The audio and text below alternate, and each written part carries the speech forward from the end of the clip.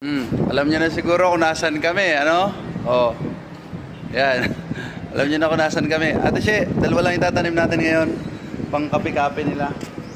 So, si Ate She magtatanim. Bahala ka na, saan mo ilalagay.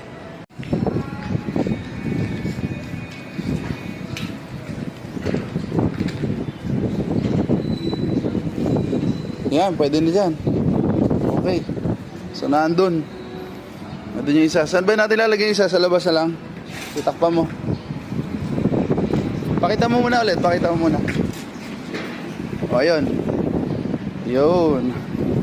Sige. Pakpa mo. Yan.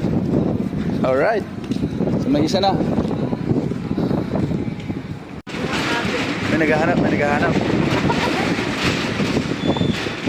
May naghahanap. Lapitan mo. Lapitan mo, tapos ibibigay mo kung sino unang makakapunta ron. Dali na. Dali.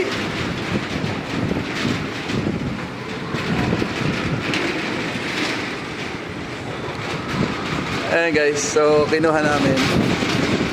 So meaning may nanonood na sa atin.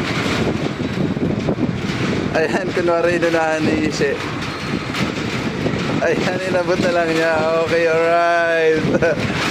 Kaway-kaway ka muna, ate! Kaway-kaway ka muna!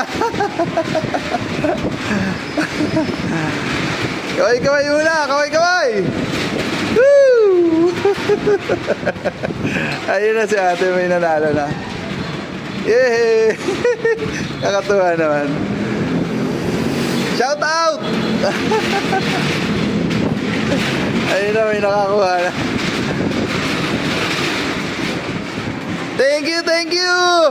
Ayan, yung dalawa.